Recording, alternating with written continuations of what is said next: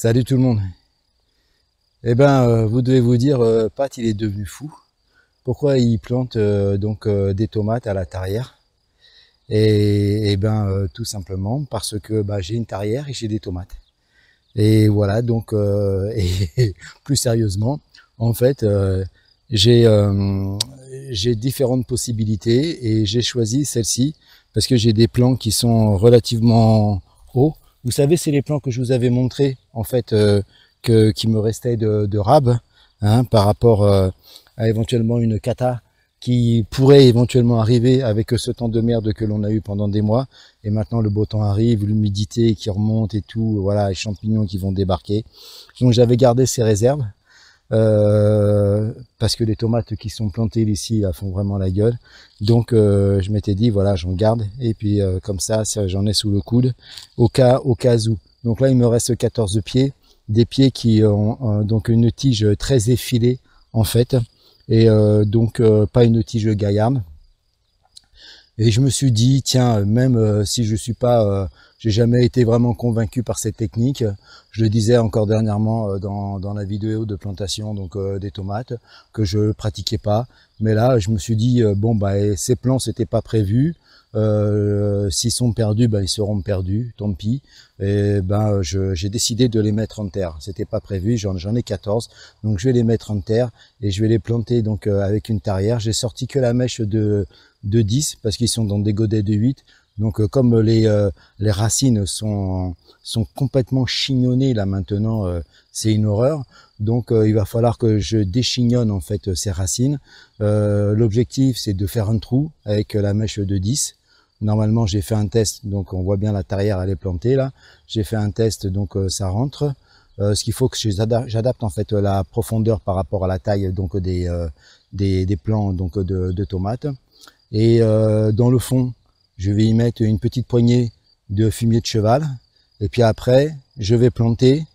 Je vais venir remblayer avec un terreau, qui a déjà un petit peu d'engrais dedans, qui est pas mal, qui retient quand même pas mal la flotte aussi.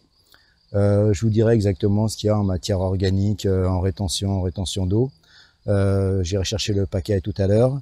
Et puis donc je vais remplir tout ça et ensuite après je vais arroser avec un purin de prêle dilué. Donc et on verra ce que ça donne. Voilà, donc c'est parti. Ce que j'ai fait, c'est que j'ai tracé, j'ai mis un cordeau, j'ai fait mon implantation. Donc les godets sont bien espacés, je dirais de 70 cm à peu près. Donc normalement ça va ventiler. Je vais faire une culture sur une seule tige et donc j'ai mis les godets pour faire l'implantation. Après j'ai pris ma bombe de marquage et j'ai mis un petit coup de bombe de marquage. Et maintenant je vais enlever le cordeau et je vais décaler les godets et puis je vais commencer à faire les trous. Bon, avant je vous montre un peu pour voir ce que ça donne. Voilà. On voit les plants, la tarière,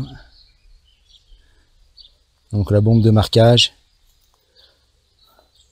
Ouais, c'est comme ça tout le long. Bon allez, ça va être le moment de se lancer. On va redémarrer la tarière.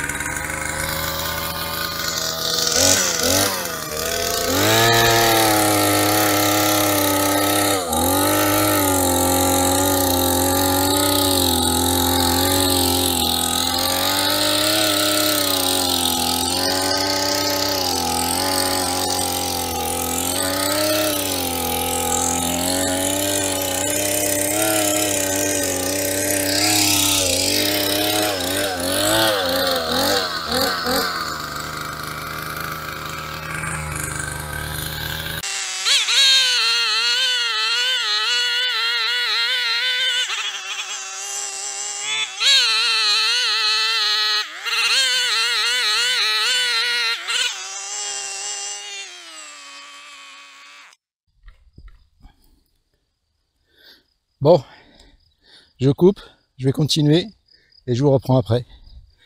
Bon, la terre est très humide, hein. Vous vous en doutez, terre argileuse avec tout ce qui est tombé. Voilà, ça va pénétrer de tout ça. En théorie, ça devrait développer des racines tout le long. Donc là, les racines seront toujours en contact de l'humidité à cette profondeur. Normalement, il n'y a pas de souci.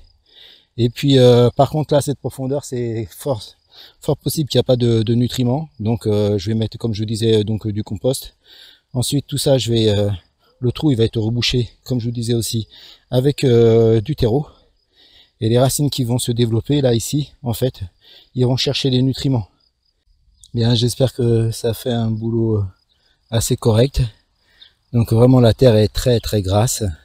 Argile, terre très, très grasse avec toute l'eau, tarière pas très puissante.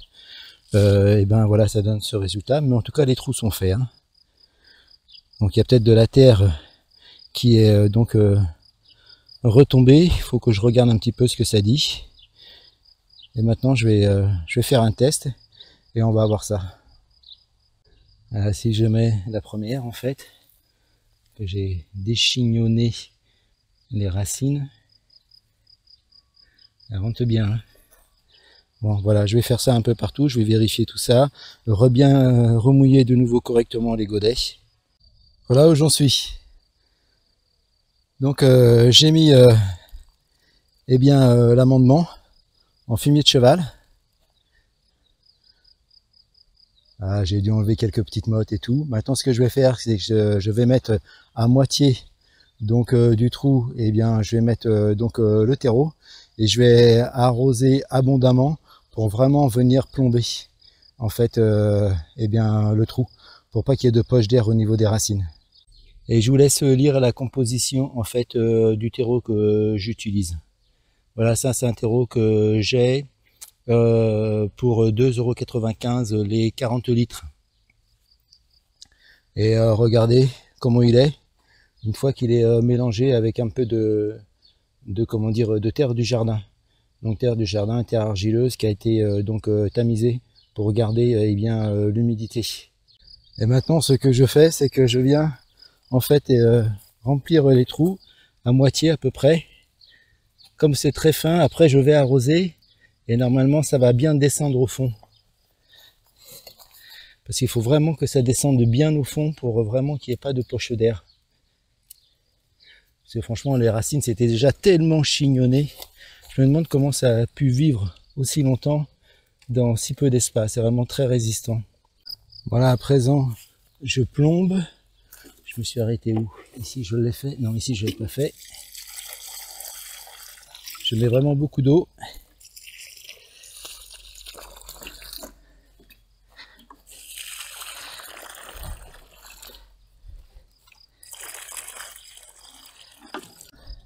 Bon, allez, maintenant, je vais continuer et je vais remettre de la terre pour combler le trou complètement.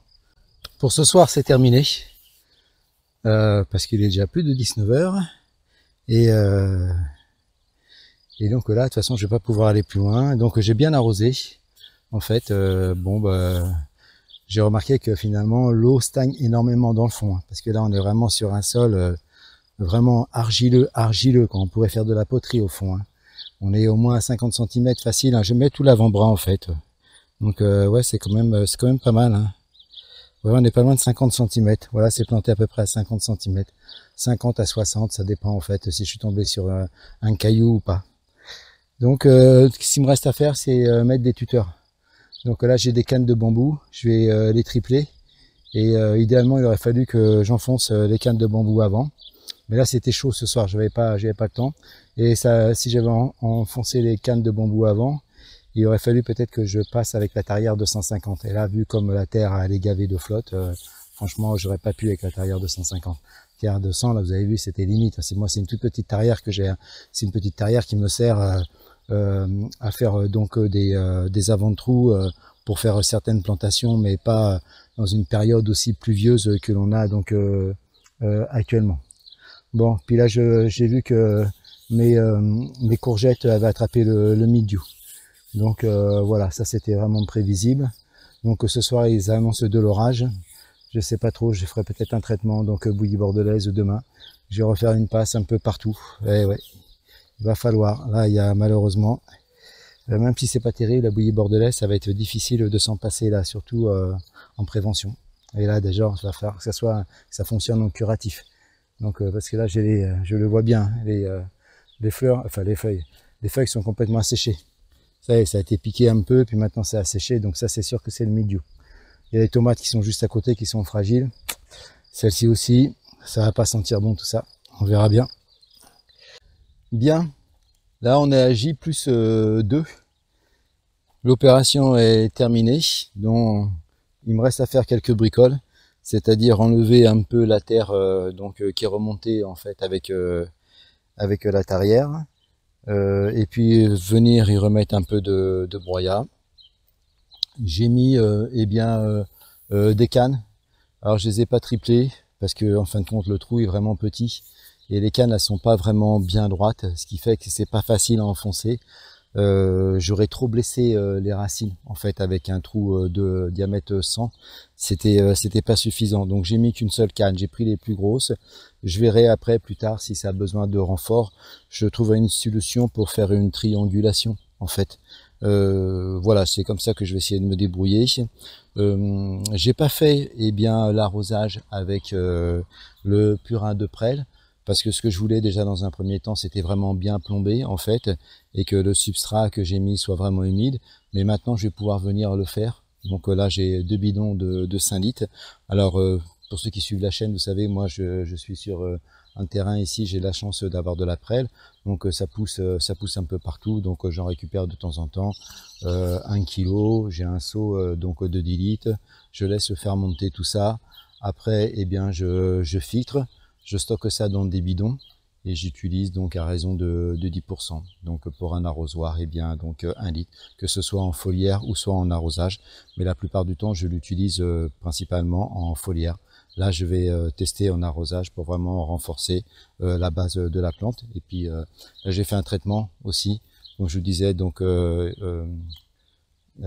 milieu sur les courgettes. Donc j'ai coupé toutes les tiges des courgettes qui étaient attaquées, et j'ai vu aussi quelques traces déjà de début d'alternariose en fait sur les pommes de terre. Donc hier soir j'ai fait une opération commando traitement avec donc une petite mixture que je teste cette année, qui est à base de bouillie bordelaise, je vais y arriver, bicarbonate de potassium, pas de sodium, de potassium, des huiles essentielles d'orange, extrait d'orange, et puis donc aussi en foliaire un peu de purin de prêle. Alors les dosages que j'ai testés actuellement, c'est donc pour un pulvérisateur de 5 litres, donc je mets 50 centilitres un demi-litre en fait de purin de prêle. Je mets 25 grammes de bicarbonate de potassium. Je mets 20 grammes de bouillie bordelaise et je mets 20 gouttes d'huile essentielle à base d'orange.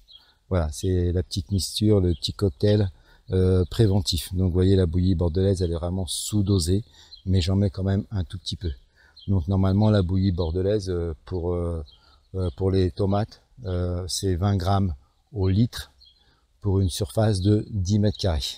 Avec 1 litre, on pulvérise sur 10 mètres carrés. Alors sachant que moi, la pulvérisation, quand j'utilise mon pulvérisateur, je le gonfle toujours pleine barre pour avoir le maximum de pression, de sorte à pouvoir venir répandre le traitement très rapidement, et de sorte à ce que ça ne rince pas complètement non plus tout le feuillage et que ça dégouline après dans le sol. Voilà, tout a été traité, j'ai tout traité de A jusqu'à Z hier, et en fait pour toutes les cultures qui sont en place, j'ai utilisé en fait un pulvérisateur et demi. Bon, je vais prendre l'appareil et je vais vous montrer de plus près. Et bien voilà, de plus près. Donc c'est sûr que ça fait bizarre. Donc j'ai coupé eh bien tout le feuillage, bien entendu, avant de mettre la tomate dans le trou. Ben j'ai coupé toutes les feuilles. Hein. J'ai pas laissé les feuilles donc pourrir à l'intérieur du trou. Ensuite, eh bien, donc j'ai coupé, comme on voit celle-ci, celle qui pouvait toucher le sol. Alors j'ai fait ça en gros, hein. Il me reste encore un petit passage à faire, mais après de toute façon je peux pas tout couper parce que sinon après la plante elle pourra plus faire de photosynthèse. Hein. Donc il faut quand même en laisser. Hein. Donc il faut essayer de trouver le juste milieu. J'ai attaché aussi certaines.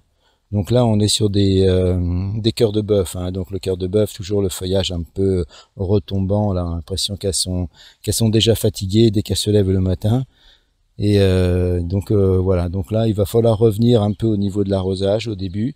Et peut-être que d'ici 2 jours, je vais venir arroser, ou peut-être d'ici, peut-être même demain, arroser donc avec le purin de prêle. Alors le purin de prêle, moi je le fais parce que j'en ai en fait. Hein. J'ai de la prêle, comme je vous disais, sur mon terrain. Alors je le fais. Par contre, je serais incapable de vous dire, mais très honnêtement, si ça sert à quelque chose ou pas. Franchement, je sais pas. Il n'y a rien de scientifique dans tout ça. Donc du coup, je serais incapable de vous dire. Mais bon, comme j'en ai, de toute façon, ben j'en fais. Et voilà, on arrive au bout là. Vous voyez, j'en ai ramassé déjà de la prêle. Hein. Mais là, celle-ci, c'est celle que j'ai nettoyée un peu dans les allées. Donc je la laisse donc sécher à même le sol. Ça va me faire un peu d'azote. Là, j'ai enlevé les haricots parce que les pauvres, je les avais mis, mais ils se sont fait complètement dévorer. Ils sont en train de crever littéralement sur place, donc je les vire. Et j'en ai mis à un autre endroit. Voilà, c'est une expérience qu'il fallait tenter, hein, au lieu de jeter ses plants, tout simplement. Eh bien, j'ai tenté l'expérience, on verra bien si ça fonctionne. C'est pas un gros travail non plus. Hein. J'ai déjà vu des vidéos là-dessus, il y en a qui jurent que par ça, en fait. Hein, planter profondément. Bon, moi, j'étais pas vraiment convaincu, je suis toujours pas forcément convaincu, mais après, quand on réfléchit un peu, il y a un peu une logique quand même, surtout si on est sur une terre argileuse comme la mienne, on sait que l'humidité est vraiment au fond. Après, attention, hein, avec la météo, là, si jamais on a donc eh bien un été complètement pluvieux, là, aller chercher l'humidité en profondeur, alors déjà qu'elle est présente en surface, ça risque d'être catastrophique. Enfin, j'espère que normalement toute cette pluie va s'arrêter à un moment donné et qu'on va commencer à avoir un climat de saison. Et si c'est le cas, j'ai vu qu'ils nous annonçaient déjà une canicule. Vous savez, ils nous annoncent tous les ans en fait une canicule. Donc un été, pas plus exactement, un été très très chaud.